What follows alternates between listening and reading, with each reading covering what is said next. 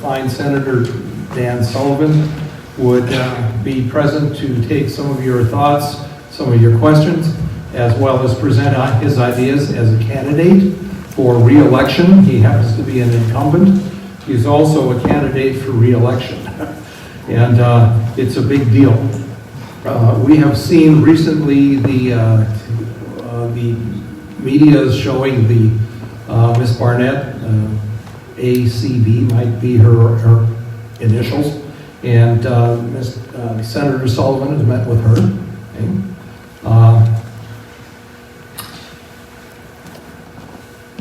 And yesterday, or recently, didn't Mr. Sullivan also have a,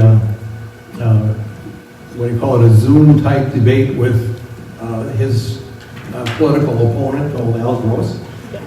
That was quite an event. And a third step before we ask Senator to come up here is, do you recall what the left did to Senator Stevens? Is the left still there? Yeah. Okay. So, with that, Senator Stevens, our Senator Sullivan, would you kindly come on? Yes, compliment you all, though. Thank you, Robert. Thank you. Okay. Good. Thank you, everybody. And you know, calling me Senator Stevens actually is a really good compliment, so I'll take it. I'll take it, right? Well, look, let me just say a few words. I definitely want to take some questions, but I want to begin by thanking all of you. You know, I look around, both Robert, where's Mike Coons, but this is the people in Alaska, AMAC, America, who built our great state and built our great country. So how about a round of applause for you for what you've done? Thank you. And I know we got a lot of veterans here because you know our great state has more vets per capita than any state in America. So if you're a veteran, can you raise or stand? And I'll give a round of applause for our vets. Right? I'm going to call out a couple people who you know, because I'm up here, I can do it. First of all, as you guys know, politics can be a little rough, but it's a team sport. And I have the best teammate in the world, soulmate, love of my life. You guys all know her, my incredible wife, Julie. Where is my wife, Julie? There she is in the back. Thank you, Julie. And of course, it's a team sport when you have your delegation together. And we have the Dean of the House, for the House of Representatives, Congressman Young. Now normally, you didn't see this here because he's now the Dean of the House, the number one guy, longest serving member. Normally when I see him, I have to go, Don't stay there. take a knee and kiss his ring. That's what I have to do. But I didn't do it tonight. But how about a round of applause for the Dean of the House?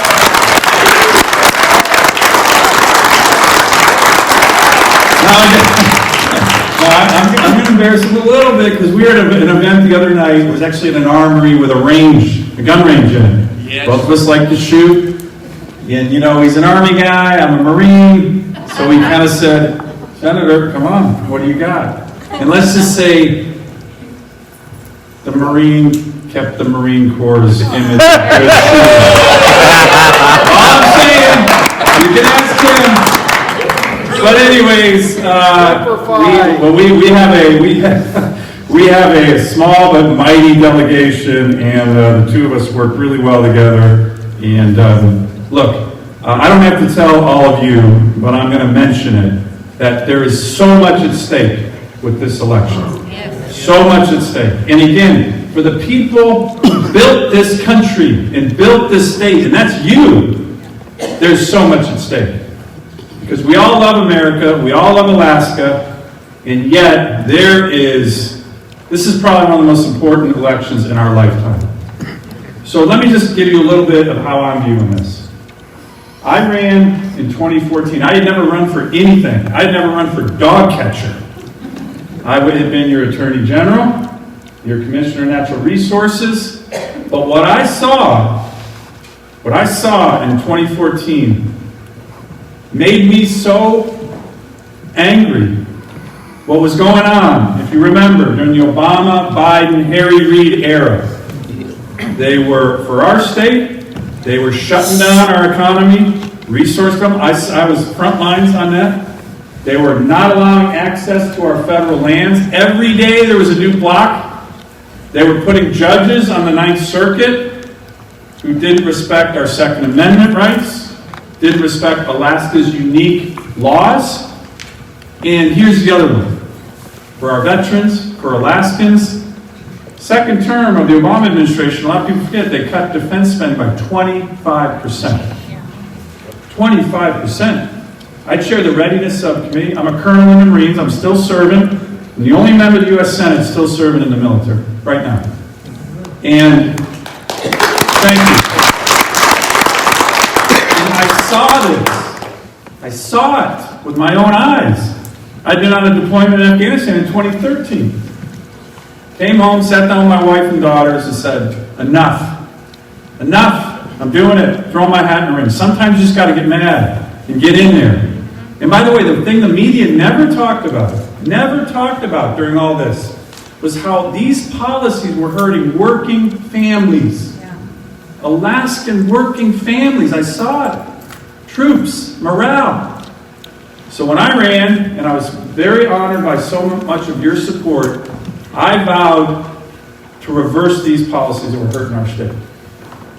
To reverse these policies that were hurting our country. The ones that I just mentioned. That's what I said I was going to do. That's what I told you.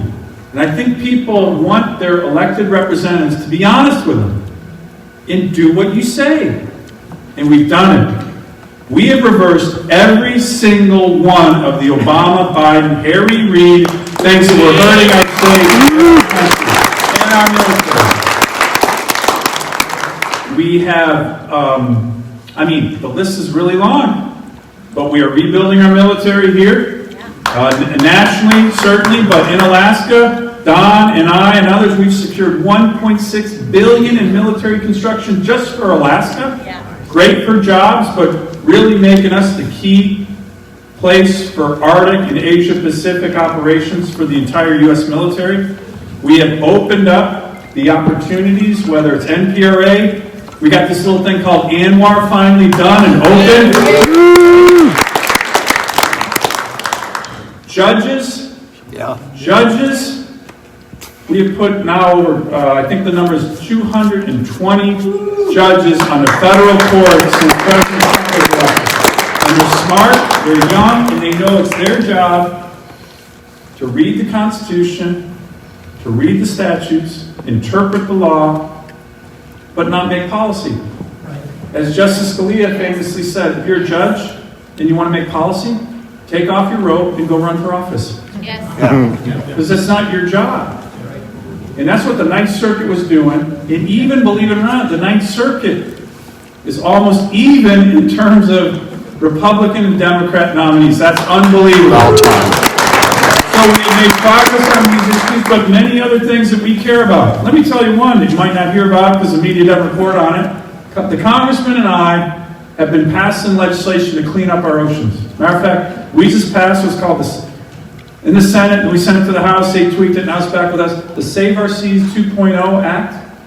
That is considered the most comprehensive ocean cleanup legislation ever. Excellent. Don Young and I did that for Alaska and America, and that's good for our country. So we made all this progress. We're on the verge, I think, once we get through this pandemic, of an energy renaissance, rebuilding our military. We're finally building icebreakers. We're going to home port them here in Alaska. All right.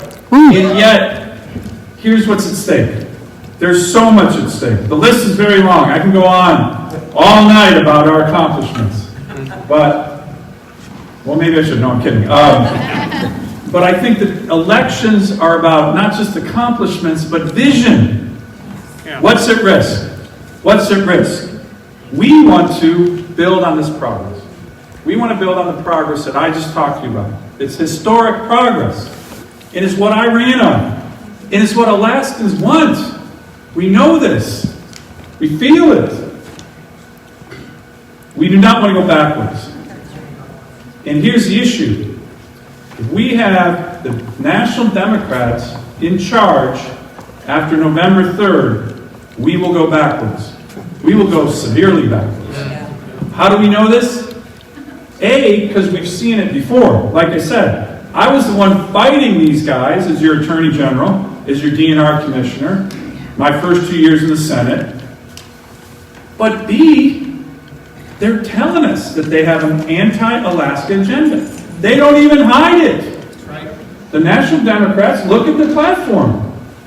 Look at what Chuck Schumer, if he's going to be Senate Majority Leader, has already said he would do. Shut down ANWR. No drilling on federal lands. This huge renaissance we have right now in the NPRA, we're talking thousands of jobs, billions in revenue. That's gone. They're saying it. Second Amendment, shredded. Kamala Harris, when she ran for president, now she's vice president, said if she can't get something done on gun control in 100 days, she'll do executive orders to lock up guns. This is what they're telling us. Yeah. So it's very clear. Judges, the same thing. Access to land in Alaska, same thing. You can't imagine how many times I fight Democrat senators who care about roads in Alaska. I'm always like, mind your own darn business. Focus on your own roads. Massachusetts senator, Connecticut senator, right?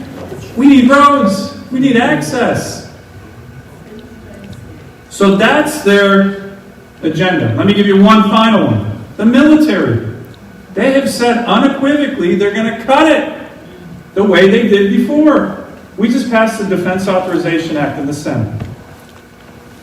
It's a continuation of building up our military. There's another $200 million for Alaska on military construction in the interior. Really good for us. Good for jobs, but really good for national security and our troops and morale and their families. The Democrats said, well, we want some amendments to debate. This is a true story.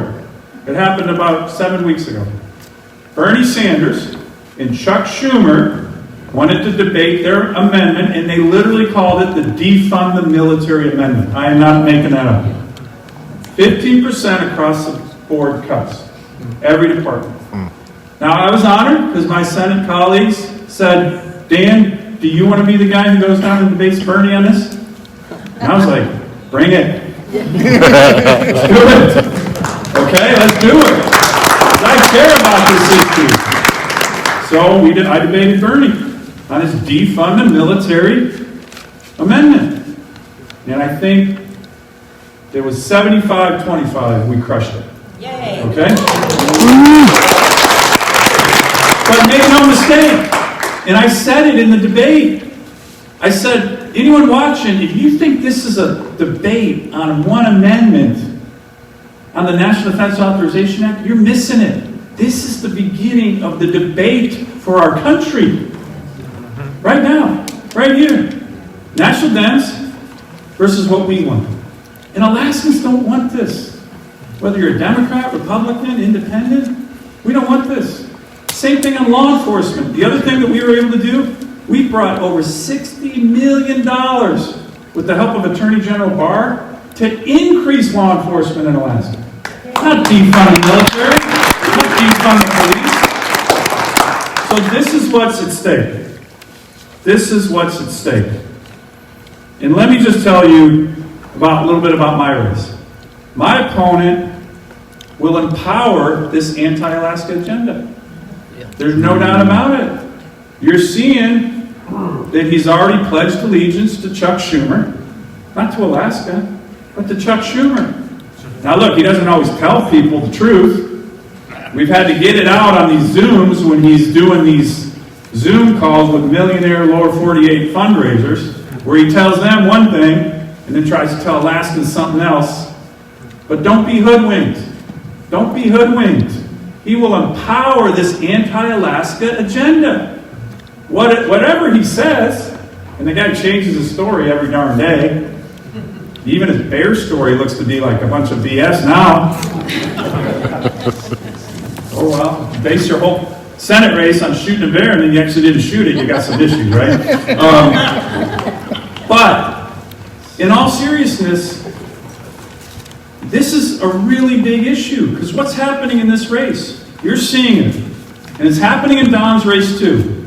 But in my race, every far left group in America is dumping money into our race.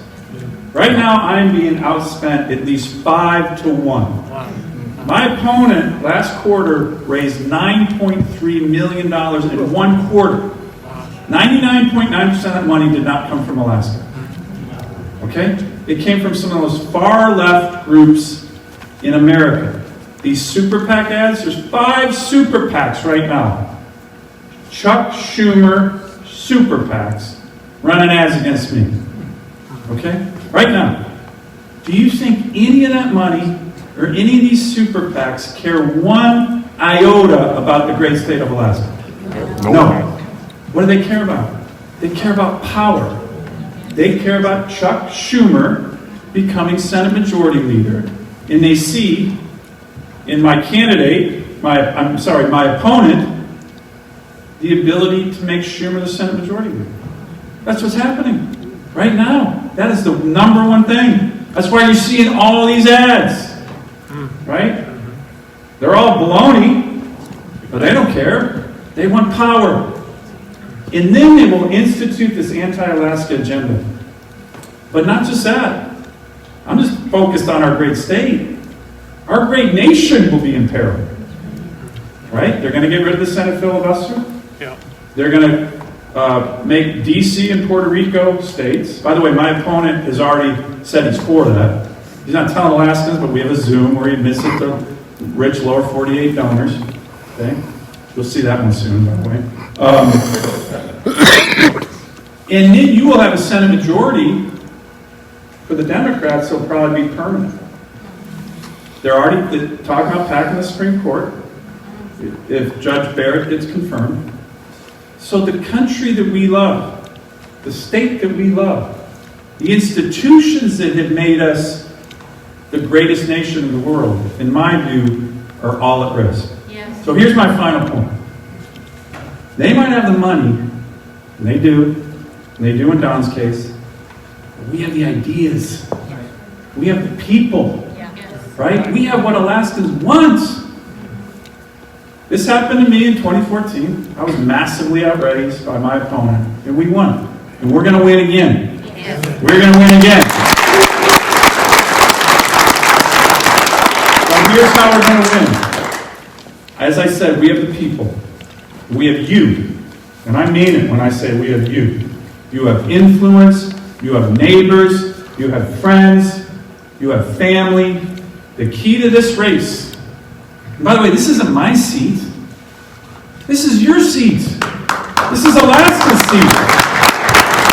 The key to this race, and to make sure we continue to move forward on this positive agenda and don't empower a bunch of left-wing radicals who have an anti-Alaska agenda, and my opponent would empower that, the key to this race is getting out, voting, grassroots, tell your friends, tell your neighbors, make sure that on this election, one of the most important elections in our lifetime, that everybody's voting.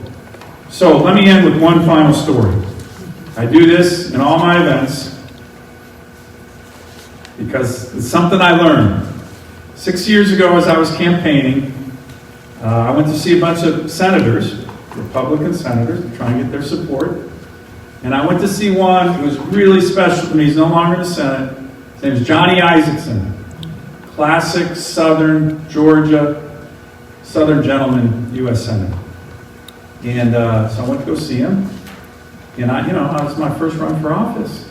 And I said, Senator, really appreciate your support. Do you have any advice for me? I'm running for the first time, and you've run many, many times. And he said, yeah, Dan, I do have some advice for you. He goes, let me tell you a story. He goes, the first time I ever ran for anything was county commissioner in someplace in Georgia. I can't remember where it was. And he said, and I lost. I lost by about 150 votes. And I went down to the coffee shop that I hang out in, all my friends hang out there, and, you know, the day after, and I saw one of my best friends, David. He said, Johnny, saw the race last night, the results. I'm really sorry you lost. And Johnny Isaacson looked at his friend David and said, oh, thanks, David. You know, we'll probably get him next time, but I really appreciated your support and your vote. And then David looks at Johnny Isaacson and he says, well, Johnny, I didn't vote for you. And he goes, what do you mean you didn't vote for me? You're one of my best friends. And he goes, Johnny, you never looked me in the eye and asked me for my vote. My vote's really important to me. So then Johnny Isaacson looked at me and said, so here's my piece of advice for you, Dan. When you're running for office, no matter who it is, your wife, your kids, your best friend, make sure you look them in the eye at some point and ask them for their vote. So I'm Dan Sullivan. I'm your U.S. Senator. I'm running for re-election, and I would be honored by your vote.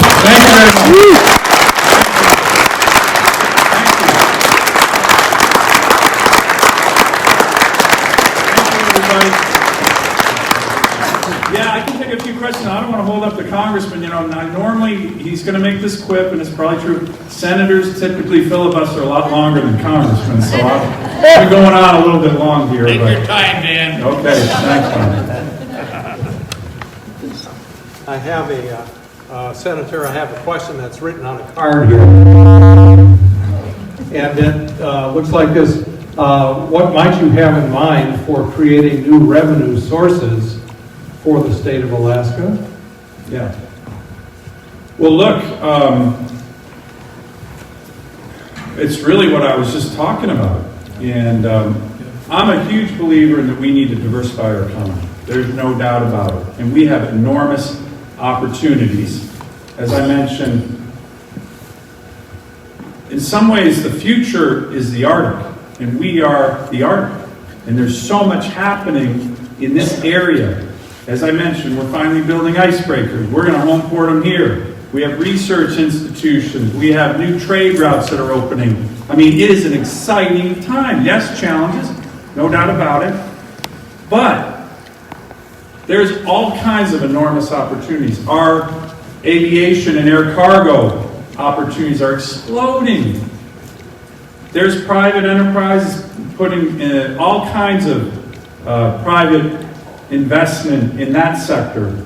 I'm very proud of the work that we and Congressman Young and I are doing on infrastructure. You may have seen the Port of Nome. We got the Port of Nome. Finally, it's looking like we're going to have a deep water port there. Seward just got a big grant for building up their infrastructure. We have shipbuilding opportunities.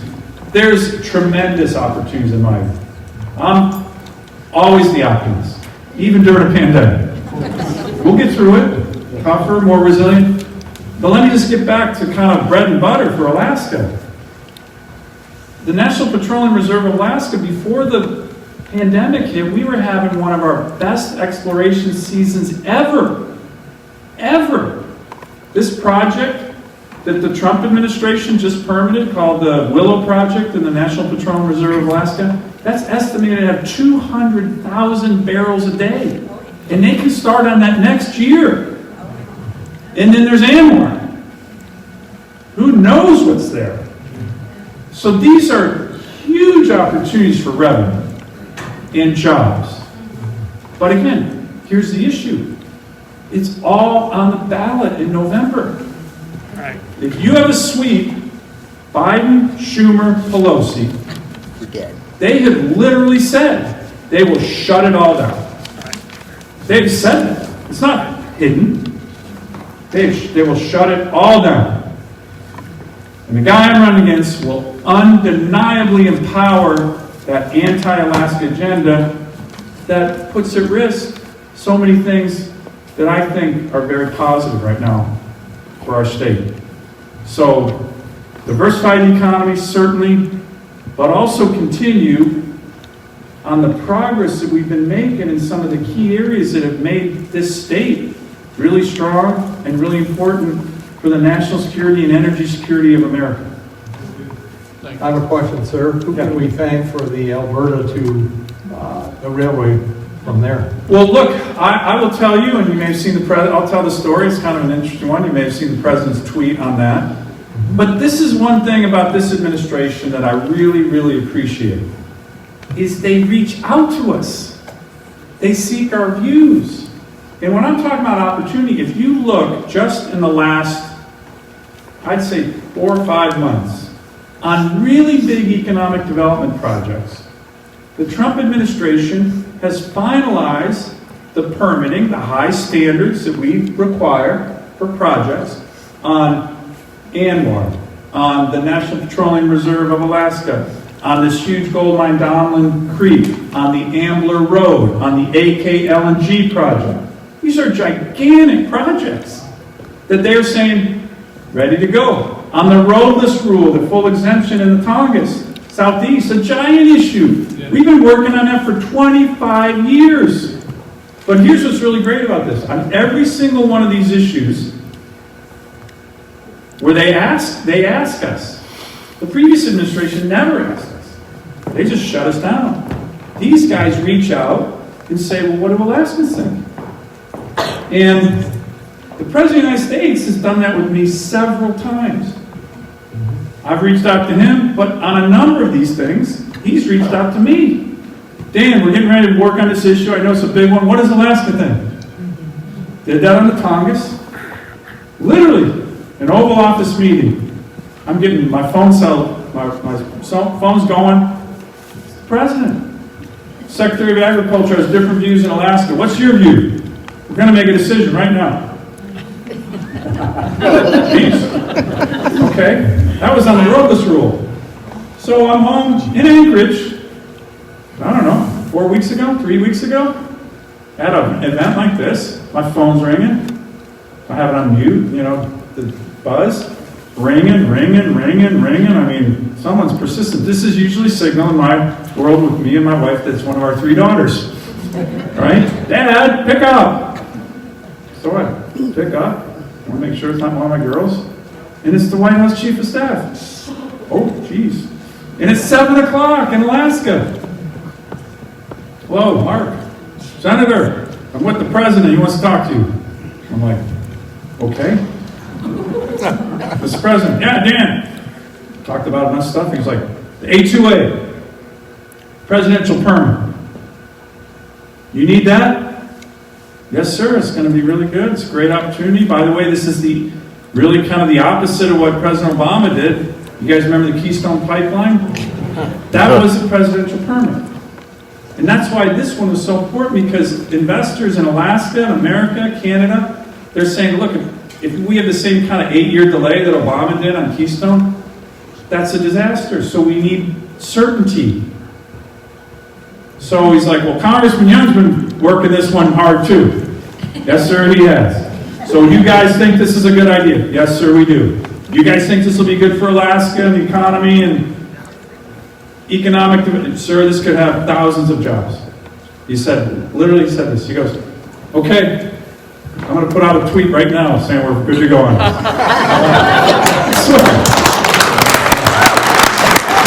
And he put out a nice tweet saying that, from the strong support of Congressman Young and Senator Dan Sullivan, I'm putting this out, like, right then.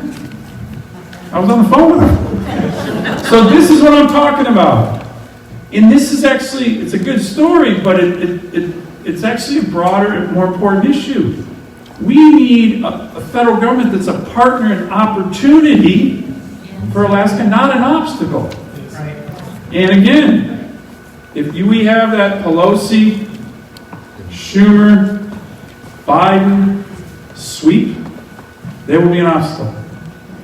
And my opponent is fully on board empowering that anti-Alaska agenda. You can't allow that to happen.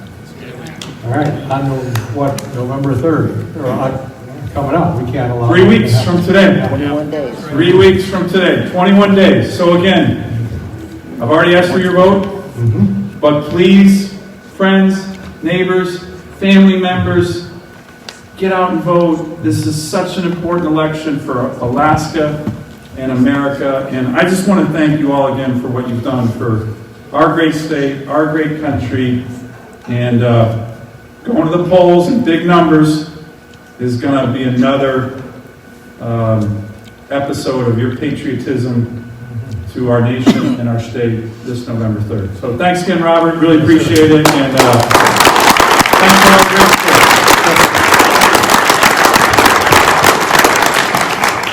That story's wonderful.